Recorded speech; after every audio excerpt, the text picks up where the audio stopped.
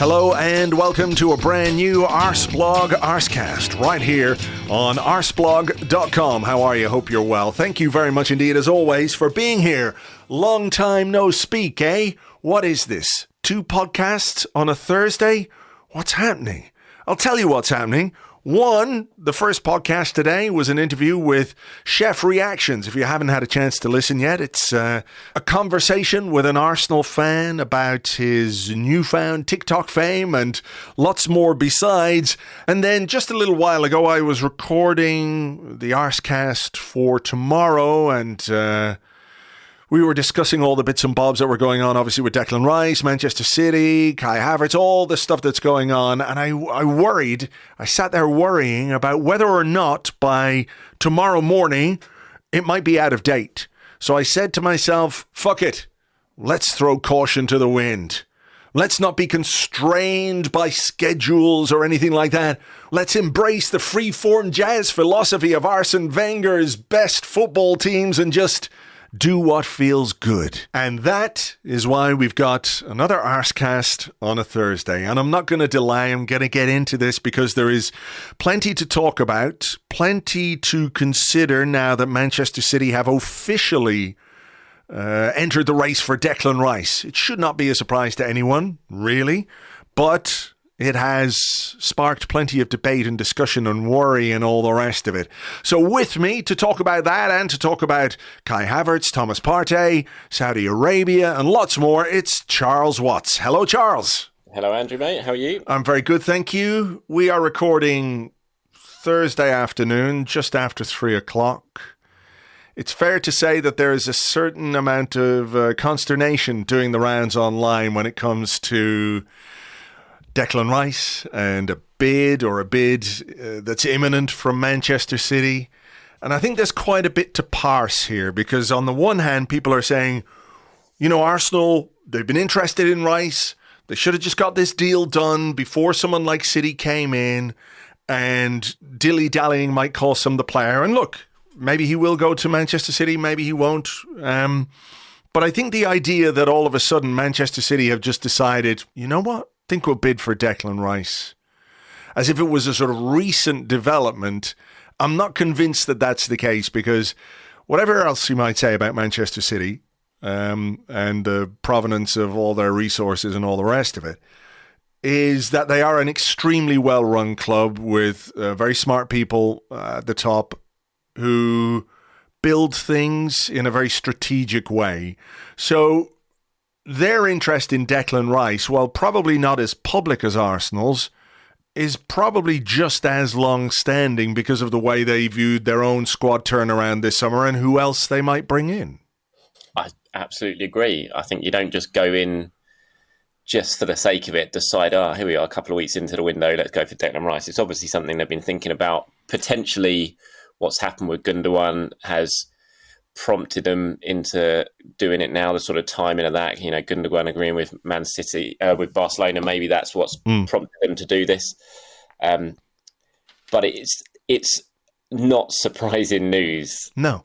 At all. I've been playing golf this morning, as you know, and I was walking down, I think I was about like the 13th fairway, and I looked at my phone and I saw what was happening, and it's like, oh no, here we go.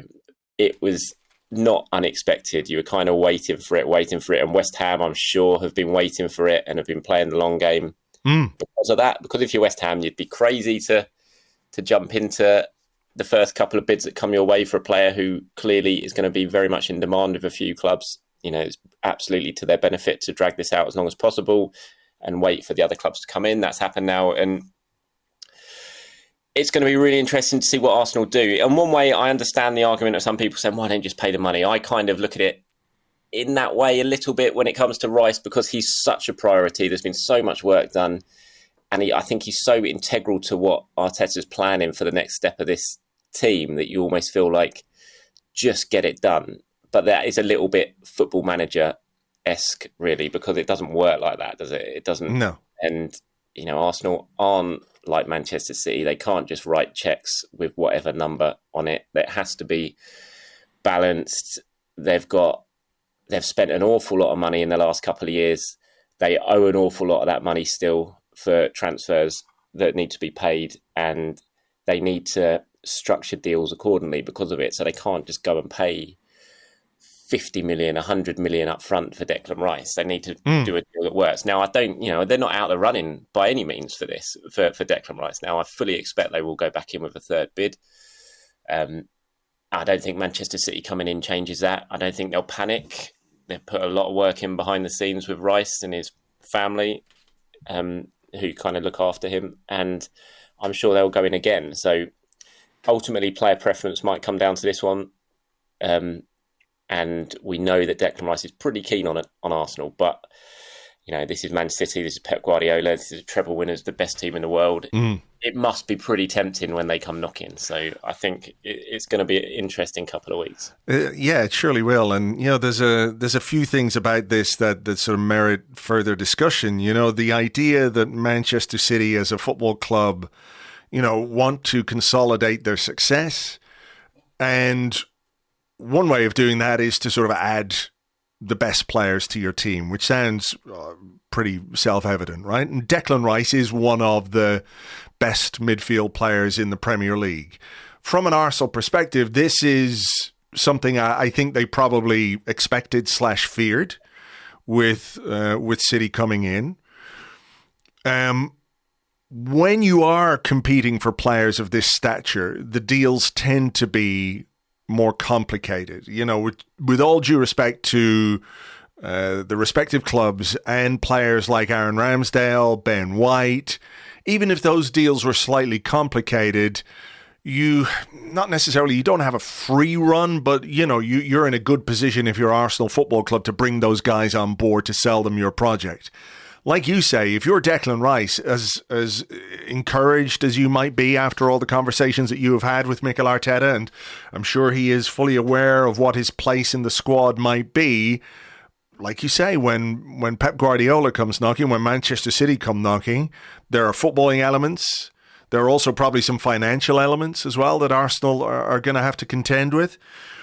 And that makes it difficult to go for these players. The other thing that strikes me about this is that if we're talking about this as a strategic move from Man City to make themselves better, there's also very much an element of putting a spoke in Arsenal's wheel by buying a player they really want who would very likely improve Arsenal quite considerably, and leaving Arsenal in a position where they're going to have to pivot to something else. So they get strengthened. Arsenal, if not necessarily weakened, are no longer capable of strengthening in the very short term anyway, the way they were planning to. Yeah, I think there's definitely something in that. I can't imagine City would make the move just because of that. No. But it must come into the equation for them. They're not stupid. They know that Arsenal at the moment are probably their closest challengers, and should they get Declan Rice, they're going to be a hell of a lot better next season. And so it makes sense for them to try and stop that, and they can get themselves a top quality player at the same time. I mean, I always looked at this signing as potentially being Arsenal's biggest since, for me, Sol Campbell, in terms of the stature of the player, the quality of the player, the clubs that were going to be in for him, how much they were going to have to pay. If Arsenal, for Arsenal to sign Declan Rice, I think it would be such a massive statement of where they are as a club now. A couple of years ago, you could never even have envisaged Arsenal being in the mix for Declan Rice if he was available, because of where they were. But the fact they are now, I think, says an awful lot. If they could get it done, I honestly think it would be the biggest signing since Campbell in terms of what sort of statement it would make and how much of an impact it would make on the team. But you're right, you're not going to get a free run at Declan Rice. If Declan Rice is available, which everyone knows, I mean, David Sullivan's basically told the world that he is available this summer, which was quite interesting, the fact that he went out and did that. Everyone's going to be sniffing around. You're never going to have a free run at him, so you're going to have to fight off competition. It's no surprise that City have come in, and we're not even mentioned Manchester United yet, who are very much in the background here for him as well. You're just going to have to trust your plan that you got for yourselves and hope to try and get it done. But you can't, especially if you're Arsenal, as much as we all want them to, you cannot really just pay the money. Like you keep saying, people say, just pay the money. It's very hard. So in one way, I can totally understand why people say that. But from a business point of view and from a club point of view, it it doesn't work like that if you do not have the ability to just basically hand over an open check, and Arsenal don't. Yeah, I mean, there are financial realities that you have to deal with, and this is part of why people have been critical about Manchester City, is that those aspects of doing business don't often come into play, or don't come into play as much for them as they do for a club like Arsenal. I mean, when you say that, and I agree with you in terms of what this signing would mean for Arsenal, in terms of the stature, the development, the progress, the ability to attract 24-year-old player, West Ham captain, one of England's stalwarts, going into his prime years, it would be a big, big thing to get this player over the line. Given that it has been so public, and I think there's probably a bit of a misconception here. I've seen people talk about this a bit on Twitter, and I know it's not the gauge for everything out there, but the idea that it has been made public by Arsenal, that we have somehow publicly made a declaration that this is our number one target, we've put all our eggs in that basket. The information has come out. It's undeniable. Everybody knows that it's true at this point. But my firm belief is that Arsenal would have preferred for it to be a bit more under the radar. I don't think Arsenal would ever, go public and say, yes, this is the player that we want to bring in. This is the main transfer. This is our priority. Everyone knows, but the club aren't going to come out and say that in a statement or anything. But if it doesn't happen, does it have a sort of negative effect on how the club is perceived, maybe in the transfer market? I think it will from Arsenal fans. I mean, it'd be undeniable. You couldn't get away from the fact that it'd be another top target that they've missed out on. And you go back to January at Mudryk, it happened exactly the same. But I think it's different in a way from the Mudryk situation. Mudryk was a hell of a lot of money for a player who'd never played outside of Ukraine, who was very much a player for the future almost. We've seen how raw he is since he's arrived at Chelsea. So I think that was a different situation. And from what Shakhtar are asking and from what Chelsea came in, Arsenal backed away, and I think they were absolutely right to back away. This was obviously a little bit different because you've got a Premier League player who's proven, he's an England international. He walks into the Arsenal team, immediately improves the starting 11.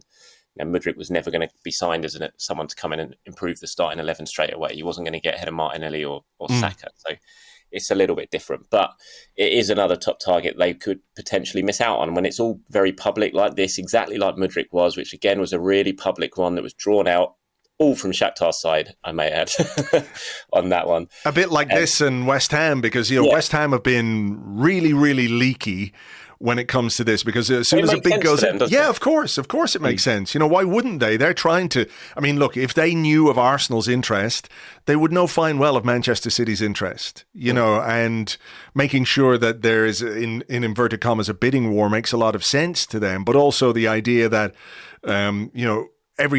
both times Arsenal's bids have gone in, which have been £90 million plus, so it's still a lot of money.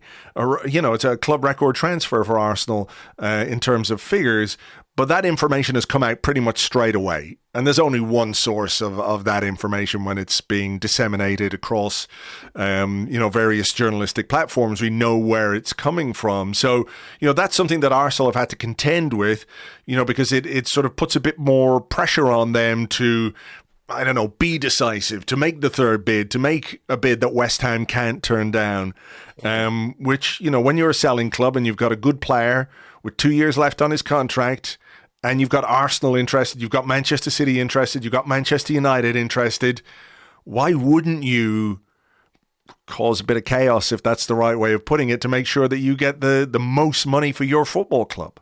No, you would, exactly. I mean, this is West Ham's captain we're talking about. This is a player who the fans absolutely love. He's just got and lifted their first trophy since beating Arsenal in the cup final all those years ago. And they're not just going to give him away at all. They're going to want to do all they can to get as much money as they can, so they can say to their fans, all right, we've had to sell Declan, but look what we've got in return. And then they can build their squad around that money accordingly as well. So it makes perfect sense for them, as frustrating as it will be for Arsenal. But it will be frustrating for Arsenal if they don't get it done. And I'm not saying they won't, because there's still a lot, that we're nowhere near the realms of this is, Man City are going to get this over the line at all. But if they do and Arsenal miss out, it'll be a huge blow to them. It will be a massive blow. This was a player that they really, really wanted. It was a player that Arteta wanted, and I think it will change the summer plans pretty dramatically if they don't manage to get him on board. So, there's still a long way to go, and it's going to be really interesting to see what Arsenal do, because will they push the boat out a little bit further than perhaps they would have wanted to, just to try and get this done if they need to?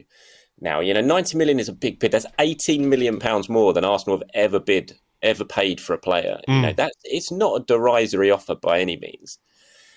It's a really good, serious bid from Arsenal, and West Ham are well within their rights to refuse it. And they have done. And now, if Arsenal are going to get this done, they're going to have to potentially go higher than they wanted to. But sometimes you have to do that in football. And if the money is there, if they do have a little bit of scope to go further, maybe to that £100 million mark, I think they've still got a very good chance of getting it done if they do that. They did show in January that they were prepared to go that bit extra.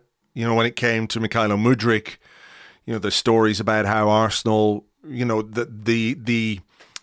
there was green light, if you like, to match what Chelsea had offered, and Arsenal decided, no, we're not gonna push it that far. So it is possible that in this circumstance, the people who are running the club, the Cronkies, Tim Lewis, that executive board, I mean, do they have to take into account the impact of not getting it done on the perception of the club as a club that is serious in the transfer market? Because look, I think Arsenal have done really, really good business over the last number of years, and the proof of that particular pudding is in the fact that we had a great team last season and we finished second, and you could see the progress and all the rest of it. Nevertheless, there have been a few occasions where that number one transfer target has not come through, and again, to be fair, they have pivoted pretty successfully to different players.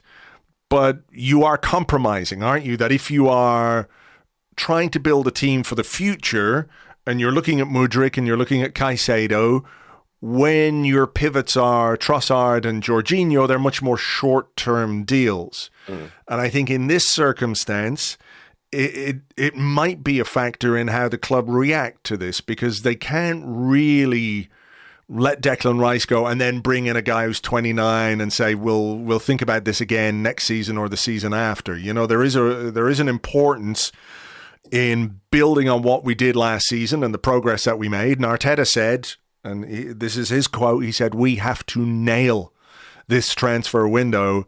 And it feels very much, for all the reasons we've talked about, that this is a complicated one, and you can understand why it's complicated. It feels like getting Declan Rice would be one of the first and biggest nails in that particular factor for Arteta anyway. Yeah, 100%. And Arsenal have done very well when they have missed out on top targets. Like you said, Trossard, I think, has been a brilliant addition. Jorginho surprised me with how well he played. They've been smart and they've reacted well. But like you said, it's a very different one, this one. This is this was the player who was going to come in. I'm talking about it in past tense, like it's not going to happen. And that's not what I mean. I know what you're saying. But he was going to. The whole midfield is going to be built basically around Declan Rice. This is the start of the big midfield rebuild. He was the player you want to do that. And if you miss out on him, where do you go from there? You've put so much work into Declan Rice that Caicedo, who Arsenal still like, has begun to edge closer towards Chelsea because all the focus has been on Declan Rice, and whether Caicedo, they even see Caicedo as a player who would play in the same position that we see that Declan Rice would play. And again, I don't know if that's, the idea in January was they were going to try and sign both. They were going to, if they'd have got Caicedo for 70 million in January, I still think they would have gone for Declan Rice this summer. It's just this, because of what's happened since and how much Brighton are now asking for Caicedo, that I think financially it's very difficult to do both. But the fact they were trying to do both suggests to me they weren't planning on playing them in the same position, if you see what I mean. So, yeah.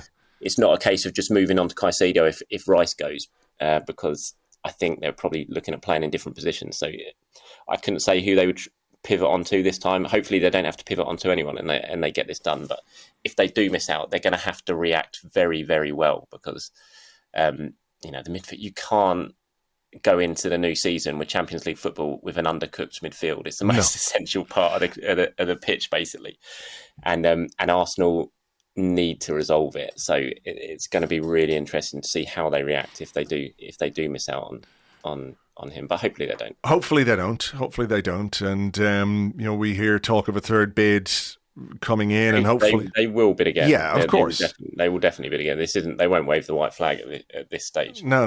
We'll hear all about it from West Ham as soon as it happens. Anyway, so. We will. One deal which does look set to be done, and that's Kai Havertz from Chelsea. A bit of a surprising one. I think it's one maybe that people have come to terms with a bit more over the past week or so. I remember when we spoke about it maybe a week ago. There was, again, a big reaction for various reasons. I mean, just before we go into Havertz himself, tying it into the discussions about Declan Rice, you hear people say, well, why pay 60 million for Kai Havertz? Just put that extra money into Declan Rice. But again, it's not like Arsenal are just giving Chelsea £60 million. That is a deal that has been structured and will be paid over a certain period of time, a certain number of years.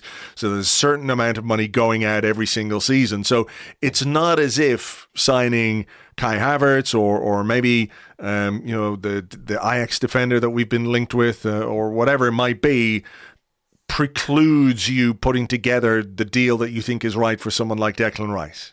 No, they're not. They're not going to not sign Declan Rice just because they signed. Yeah. Kai Havertz. That's just the two aren't really linked like that. But I can understand why some would look at it and say, "Oh, why did pay 5 million less for Havertz and add that to the Rice thing?" But it doesn't really work like that. Havertz isn't. I'm so interested by the signing of Kai Havertz. I have to say, when last season ended, if you'd have said to me, "Who are Arsenal going to sign in the summer?" one player I would never, ever have said was Kai Havertz. So it's a really interesting one. I'm so interested to see where Mikel is looking at playing him next season. Whether he's coming in as a starting 11 player or he's coming in as the squad player, which I think would be equally as important because where Arsenal fell down last season it wasn't the starting 11. It was the fact that the first 15, 16, 17 weren't good enough. And that's, if Arsenal want to compete and get closer to City and compete in the Champions League, that's what they need to do. They need to have a squad of 17, 18 players where if someone gets injured, the drop-off in form isn't so stark as it has been. It's just that nagging thing in my head is Havertz being brought in to play the Granit Xhaka role? It's just really, really interesting. Is it some sort of grand master plan that Mikel has got with Havertz? And 3 years ago, if Arsenal had signed Kai Havertz from Leverkusen, there would have been so much excitement about him, and because of what he was doing in Germany. Obviously, it hasn't quite worked out for him at Chelsea, but in that period, he has won them the Champions League and the World Club Cup. He's stepped up in the big moments and delivered for Chelsea. He's a talented player. He's got huge potential. He's the right age for an Arsenal signing. He's versatile, which pretty much you have to be if Mikel Arteta is going to sign you now. Yeah, you play in a couple of positions. He adds height to the forward line, which Arsenal haven't had before.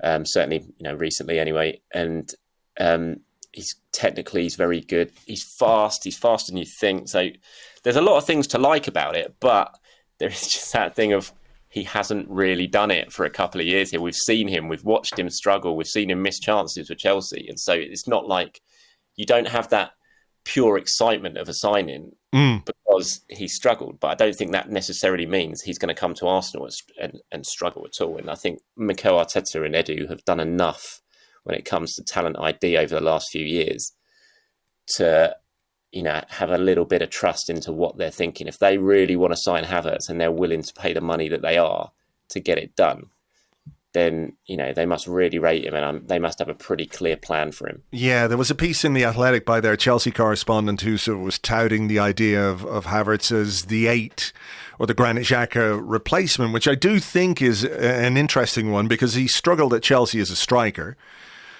that's not where he's best. I think where he's best is getting into the box and arriving into the box, from deeper positions rather than leading the line. He is, of course, somebody, like you say, he's 6'3", I think, so he does give you a bit of height. 30-odd% of his goals for Chelsea have been headers. So there is that extra bit of threat, a different kind of threat if you need that. I'm not saying he's just being brought in as like a plan B, hoof it up to the big man type thing, but I'm absolutely fascinated by the idea that he might be the Granit Xhaka replacement, but perhaps doing it in a different way. Yeah. This idea that, a player coming in to replace another player has to be able to do all the same things that other player did. Well, maybe Mikel Arteta wants something a little bit different from his, famous left eight, and views something like that in Kai Havertz. I mean, I look at the fee. It's hard to be completely comfortable with it. It's not my money, it's not your money, but, we all judge transfers on the fee, right? Nobody talks about the fee for Aaron Ramsdale, which people thought was very expensive for a goalkeeper that had just been relegated. Nobody talks about the fee for Ben White. But everybody talks about the fee for £72 million Nicolas Pepe, right? Because he just didn't deliver, and that price tag becomes a bit of a millstone. But it also suggests to me that he's not simply a backup option, because it is a considerable amount of money. It's the second biggest transfer in Arsenal's history, if and when it goes through. And it does suggest that there is a very, very clear plan for what this player can be for Arsenal, even if it's not what he has been for Chelsea. Yeah. I mean, it could be the next step, like you say, the sort of evolution that we've seen under Mikel of Arsenal and the system that he's been playing. He's kind of tinkered and changed with it over each season almost that he's been at the club, and it's kind of morphed from the initial kind of three at the back into the 4-2-3-1 into the kind of 4-3-3 that we see now and we're used to now. And like you said, this could be very different. I think it would be very different with him there because, Granit, defensively, I cannot see Havertz being able to do the sort of defensive side of things that Xhaka did in that role. I can see him doing what Xhaka did offensively, and he did it very well, Xhaka, but I can see Havertz certainly coming in and adding to that and adding more quality to that. But defensively, it would put even more pressure on whoever's playing in the kind of six role, I think, because Granit did drop in and help out Thomas Partey a lot of times. So it is a fascinating one. I agree with you. I think it's a really interesting signing. I don't think as well that although you're paying that sort of money, that it necessarily has to be for a starter. Like I keep going back to how much the squad football is such a squad game now, and you kind of look at Man City as well, and it's why if you play fantasy Premier League like I do, FPL every week, you never put a City attacker in it because you just don't know who Pep's going to choose that day. It could be Gundogan, it could be Silva, it could be Grealish, it could be Foden. It's just a different one every single. He changes it all the time, and that's what allows him. You look at Mahrez, I didn't even mention in that, and you kind of look at the minutes that they all played last season. It was all between like 1,000 and 2,000. And then at Arsenal, it was like Saka was over 3,000. And if you've got more options and you can change things and you can make yourselves a bit less predictable, you can change your system a little bit by who you bring in. It's just going to make Arsenal a hell of a lot stronger. So I wouldn't look at the value and how much they're paying and think that necessarily means he's definitely coming in to start every single game. I think it's just, Mikel knows that where Arsenal fell short last season was the squad, ultimately. No, I mean, I agree with you in that he definitely adds depth in a number of positions because he can play as a striker, even if it's not been his forte at Chelsea, and he can play on the right-hand side. And a cousin of mine is a big Chelsea fan. He said, just put him either side of Martin Odegaard and you've got a hell of a player on your hands here. So whether that's inside in the left 8 position or outside as somebody who can give Saka a bit of a rest.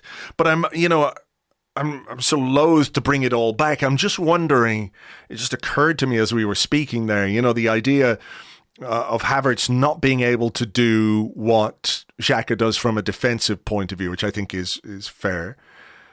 How joined up do you think the Arsenal transfer strategy is? Because if Havertz is being brought in to play the 8 and it puts a bit more pressure on your 6 and you've earmarked Declan Rice as your 6 and you don't get Declan Rice, and again, I'm not catastrophizing here or anything else, but it feels like maybe, the addition of Havertz is designed or perhaps very strongly linked with the arrival of Declan Rice.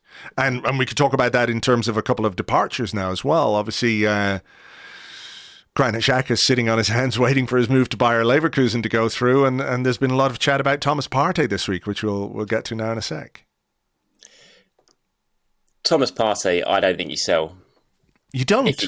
I don't think you sell. I think if you get Declan Rice, I think, yeah, I can understand it. I think if you don't get Declan Rice, I don't think you sell Thomas Partey. No, I think that's fair. I think you'd be mad to. Yeah. I think to lose two of your three central midfielders in the same summer when you're just about to go back into your first season in the Champions League since 2017, it's a huge gamble. Even if you do bring in top quality players, I think it's a massive gamble. It disrupts things an awful lot.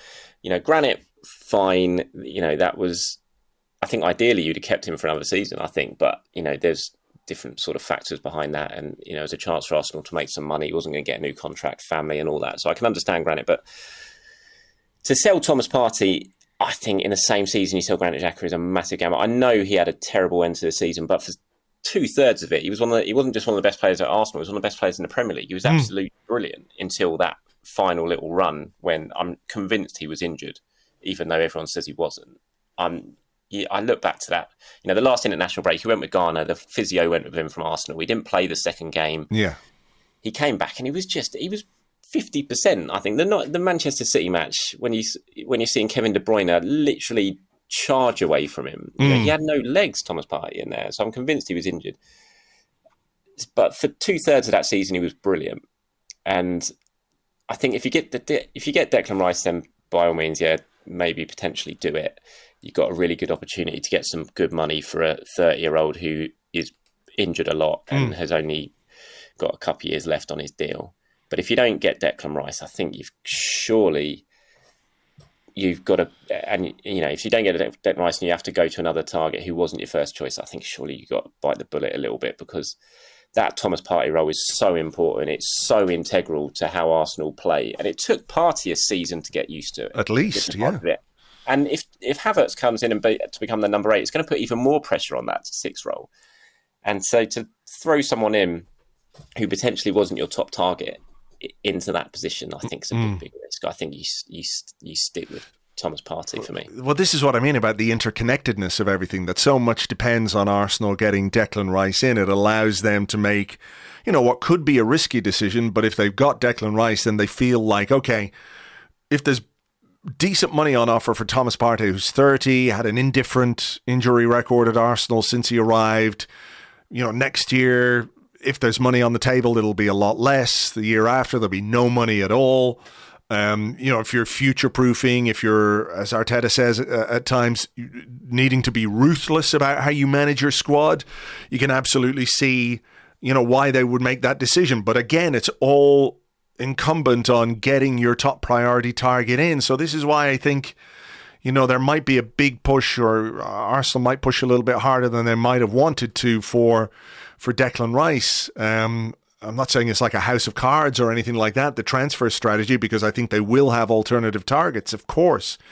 But for what they want to do, both incoming and outgoing, there's so much onus on getting their number 1 deal over the line. And I guess to an extent that probably has occurred to, people before it's occurred to me. So perhaps that's why there is such a measure of anxiety. I think the other part of it, of course, is that the idea that you lose to Man City on the pitch is one thing, but losing to them off the pitch as well would be a real sort of salt in the wound kind of feeling, wouldn't it?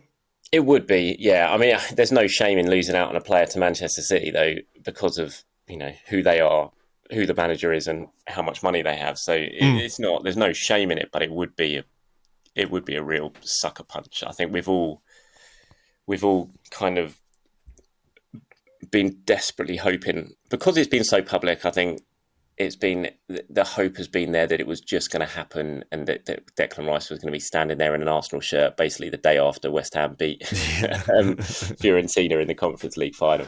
It was never going to be like that, but it was kind of what we were all hoping. And so to lose out on him now, and like you said, the knock-on effects of missing out on him, I think we all know would be pretty drastic. And so, yeah, fingers crossed that move. Fingers crossed it happens.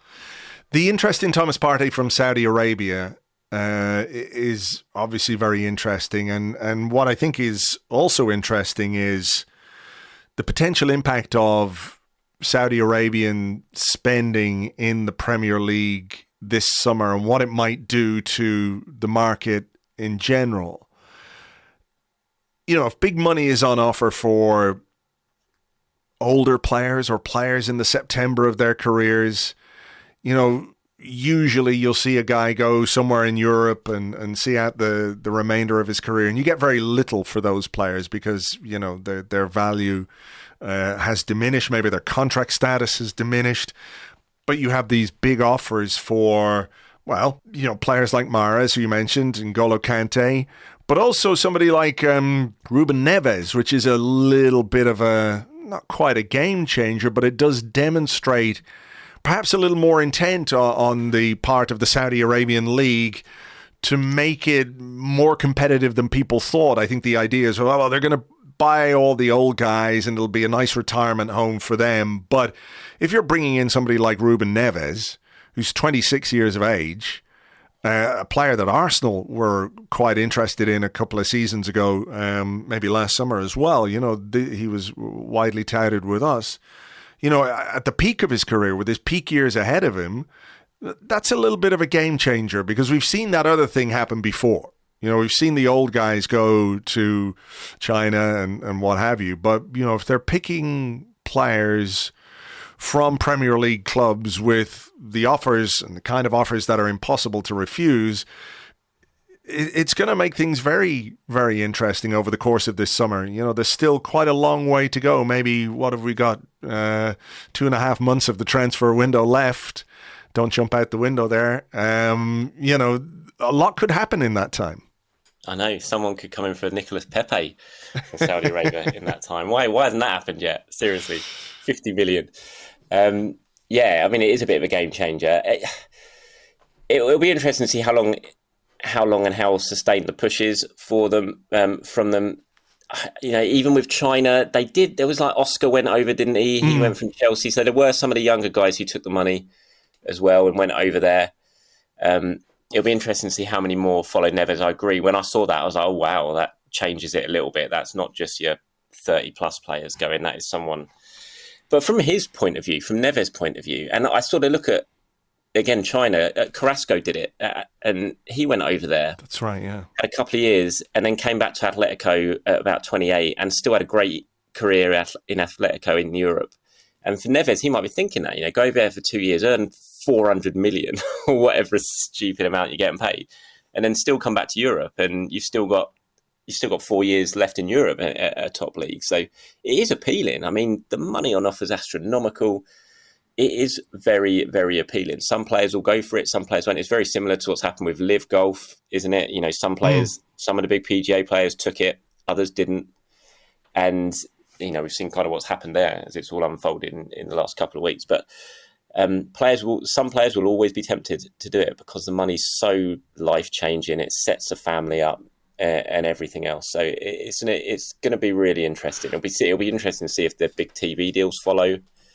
We know that they've got unlimited cash. We know they can do it. We know when they want to make a real impact on an industry, they have the ability to do it. We've seen it again with Liv. You know, they've managed to force their way into basically, you know, into the PGA, to the very top levels of the PGA now, which I think was the whole plan in the first place when Liv came to the table. So it's slightly different with this, but you kind of look at what the long-term goal would be, and you guess they're trying to get themselves the World Cup in 2030.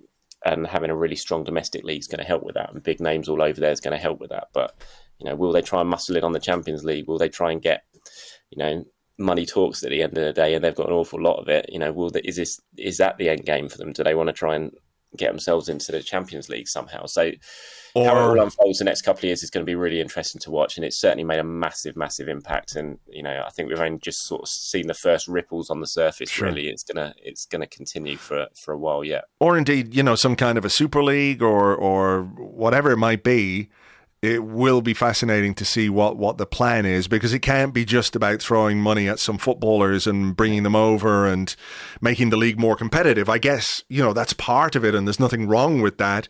Footballers have a short career. They're going to take the money if it's on offer. Some of them will, some of them won't. What I think is fascinating about this as well is that the Premier League has been, until now, the undisputed financial powerhouse of football, right? It's grown to the point where, even your bog standard Premier League player is out of reach of most European clubs. When you're trying to sell a player, and we've had examples of this down the past. It's like, well, why don't we just sell this player to a European club? Because the wages in the Premier League are so disconnected from the wages that you get at other European clubs, apart from some of the big ones. Once you start going down the leagues, they can't afford to pay those wages. And the Premier League have used that to their advantage. Sure, they pay big money for transfer fees and they pay big money for wages, but generally, when a Premier League club wants a player from Spain or France or Germany or Italy, again, beyond the very top clubs, they have the financial power to do that and make the offers that are difficult to turn down. And I'm not saying the tables have turned here, but there is an element now of somebody who has potentially greater financial firepower, even in a sort of different kind of structure than the Premier League, rather than individual clubs. You know that the Saudi PIF are funding some of these clubs as well. It's sort of like, oh, okay, we didn't think this could happen to us because we have spent so much time making ourselves the number one destination, both from a prestige point of view, because of the players that play in the Premier League, but also financial point of view. And now that's not the case, certainly financially. No, it is. It's a direct rival. Again, I sort of link it to what PIF have done with golf. The PGA was the undoubted number one. It had all the best players. They paid all the money. It was the prestige and everything like that. And PIF rivaled it. They went there and they rivaled it. There has to be an end game for it, though, because as rich as you are, as unlimited as your cash is, you don't just want to constantly just lose that cash. And at the moment, they would be doing that. And they need to get big TV deals to make this realistic. Even with big TV deals, the big TV deals, I don't know how they're going to pay. They're going to make money on the wages that they're paying a lot of these players. And it was the same with Liv. They were just paying them so much money. There was no TV deal. They were just hemorrhaging money. It was just a business that made no financial sense. But the end game is what they've achieved in golf, and that was to basically muscle in on the PGA and have their say at the very top of golf. And the mergers kind of happen now, and you wonder what the end game is with this, because it's not. I don't see it being financially viable at all, and it doesn't matter how much money you have. You don't just want to pump money down the drain, do you? You just don't. There has to be an end game, and whether it is just to get the World Cup, whether it is to muscle in on the Champions League, or to, like you said, create some sort of Super League type thing, there has to be. They're not stupid. There has to be an end game for it, and because if there isn't one, then they are literally just putting money down the drain. And for the Premier League, it's definitely it's a bit of a wake up call. Like you said, it's something that they haven't really had to deal with for a long time. They've been the undoubted powerhouse, and now they've suddenly got someone rocking the boat a little bit. China did it, and they got kind of batted away pretty comfortably in the end. But whether it's similar this time, we'll have to wait and see. Well, I mean, I think just the final thing on this is that, if the money comes in for, I don't know, if there's another 10 or 15 deals to bring Premier League players to the Saudi Arabian League, you're probably talking a huge amount of money coming into the Premier League, which will then get spent on more transfers and more wages and all that kind of stuff. So it does just sort of add to that distortion of the market that already exists. And whether we see a transfer that would be a game changer, like the way Neymar then became the benchmark when he went to PSG that time, I'm not sure we'll get to that. Certainly not this summer anyway, but nobody's going to turn any of that money down. No football club is going to take what they might consider, or what some people might consider like a moral stance. If the money's there, they are going to take that money. Well, exactly. If one of them bids £50 million for Nicolas Pepe. Now, Arsenal aren't going to say no, are they? No. They're going to take it. And if one of them bids £40 million for Thomas Partey, whereas a couple of the interested clubs in Italy are only bidding £20 million, which bid are you going to accept? It's going to be the Saudi Arabia bid, isn't it? Whether the player decides to go there, it remains to be seen. But it's there's certainly going to be a lot more money swirling around. There was, again, when China did it, a lot of money suddenly got pumped into the European ecosystem, and it would be very similar now. I mean, you look at the money Chelsea are making from here, which, is a bit murky. But you look at the money they're making for unwanted players who they managed to get off their wage bill, which they wouldn't have been able to do if the whole Saudi explosion hadn't happened. They wouldn't have been able to get rid of Koulibaly. They certainly wouldn't have got £30 million or whatever it is for Koulibaly, and he would have been sitting there just like Arsenal have had to deal with in recent years, with aging players on big contracts not playing. But Chelsea have managed to avoid that situation because of what's happened. So it's certainly been a big benefit for them. Well, look, we'll wait and see what happens. Like I said, there's still a long time to go in this transfer window. We've gone quite long, and I did ask our Discord listeners if they had a couple of questions for you, so I'm not going to get to too many of those. But we did have one or two about your career change. You've left goal.com. What exactly are you going to be doing now, and where can people get on board with all of that? Playing golf. Playing golf badly. Nice one. I know the feeling. Yeah. Yes, there is things coming. I've wanted to do it for a while, become my own boss, kind of, and create my own little thing. And this summer felt like the good time to do it. There was it's been great at Goal. I've really enjoyed the last few years, but things were changing there. My job was going to change if I stayed, and that was going to involve Tottenham and Chelsea, which I had absolutely no passion or motivation to do. There's a man with a stiff moral compass. Good man. And so I was like, well, this is the perfect time to do it. And there's a website on the way, charleswatts.football, which is going to allow me to continue to write. Obviously, I've got a very successful YouTube channel, which I've really enjoyed building, and I'm going to expand on, which I wouldn't have had the opportunity at Goal. So do more stuff, do more interviews, create more content on there.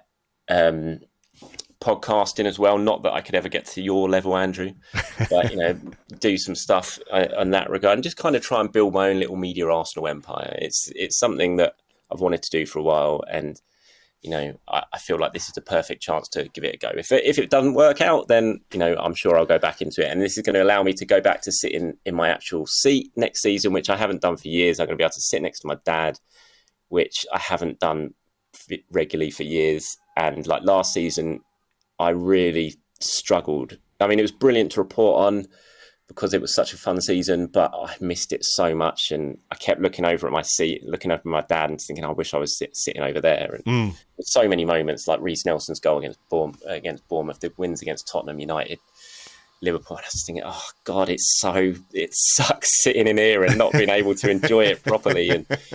And this season's going to allow me to do that. So it's kind of, I've been doing it for 20 odd years, from non-league to work covering Reading and then moving into Arsenal. I just want to try something a little bit different. I've got the book coming out as well, which comes out at the end of August, which I've had to put a lot of work into. Yeah. And, I'm looking forward to that coming out. And that's kind of given me a little bit of freedom as well to try this new project. So, yeah, it's all coming. Hopefully it'll all be online before the start of the season. That is the plan. Unfortunately, I'm going away for 2 weeks, right? And I missed the opening game of the season. I actually fly back from Portugal on the day that Arsenal are playing Forest. So that's not ideal, but you'll still be able to see me write and read my stuff. But also be able to see me on, see other stuff as well. So branching out into the world of multimedia. Cool. Well, listen, best of luck with it. Like you say, it's something you got to try. If it doesn't work, at least you can say you tried it. That's always my philosophy on something. It's like, well, if it didn't work, at least I tried it. 100%. Yeah, 100%. Exactly. That's my thinking going into it. Or like I said, if it doesn't work, then I could be back. I could I'll go back into doing what I've been doing for the last 20 years. But all right. This is an opportunity to try something new. We had one question here. John Larkin has said, did you enjoy writing the book on Arteta, and are you excited for the launch? I guess you're obviously excited for the launch because when you put that much work into something, you want to see it out in the world and hold a physical copy of it. There's nothing quite like that after you put that work into a book. But how did you find the process? Because it is very, very different from sitting down and writing, even an opinion piece or writing a piece for a website like Goal or somebody else. These are 1,000 words, 1,200 words, and your book is probably somewhere in the region of 60, 80,000 words. And the structure and how you put something like that together is very different. So how did you find that, while combining what you were doing as well this season? Absolute stress, mate. It was bloody awful.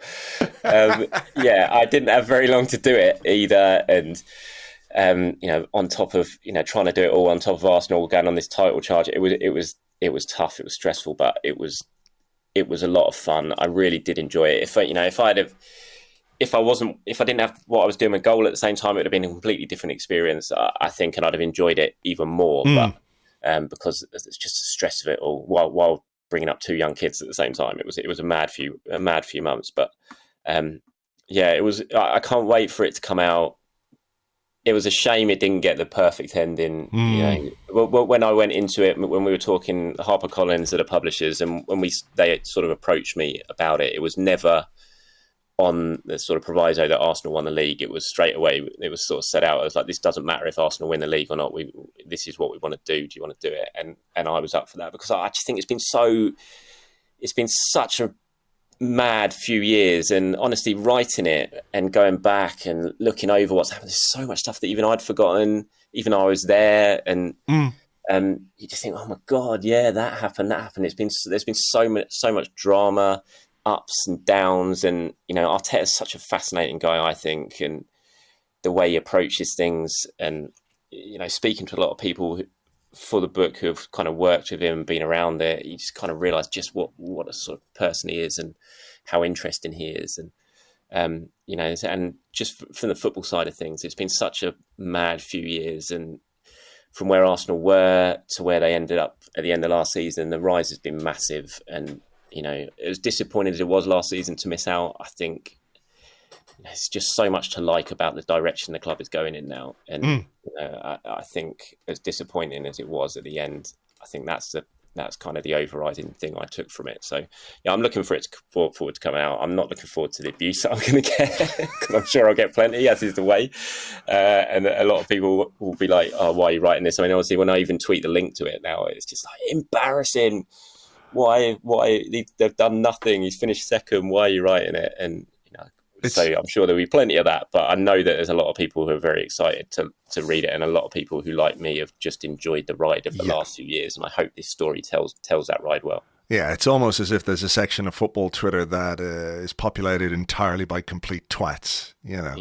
But there you go. Congratulations on the book. Congratulations on the career move. We'll talk maybe when the book comes out, and give people the heads up where they can get a copy and all the rest. For now, enjoy the golf. We'll talk soon. Cheers, Andrew. Thank you very much indeed to Charles. You can find him still on Twitter. He is at Charles_Watts, at Charles_Watts. And I guess that is the best place to keep an eye on if you're looking for more details on the new project that we talked about at the end of the podcast there. So keep an eye on that. Right. I am going to leave it there for now. Fingers crossed there are positive developments when it comes to the Declan Rice situation. As we spoke about in the pod, there are a lot of moving pieces around which he's the sort of gravitational core. Does that make any sense? I'll have to look that up in the Scientific Journal of Science, which bends scientific facts to my own requirements. It's very handy piece of literature, let me tell you. We will no doubt be bombarded with updates over the course of the weekend. Try and stay calm. Try and stay sane as much as that's possible when you are sucked into the morass of Twitter and all the rest of it. Hope you have a great weekend. James and I will be here on Monday with an Arsecast Extra. Please do join us for that. no doubt there will be lots to talk about. For now, take it easy. Thank you for listening as always, and we will catch you on the next one. Until then, cheers. Bye-bye.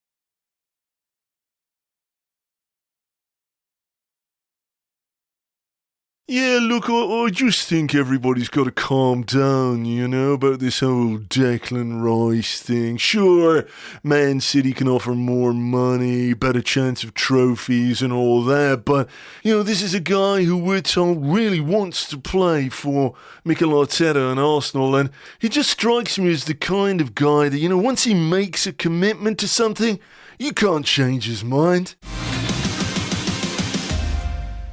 Hello, welcome back to the debate. We're going to be talking about Declan Rice and international choices. You will, of course, have heard that he's going to be available to play for England rather than for the Republic of Ireland, having played 3 games for the Republic, but not competitive matches.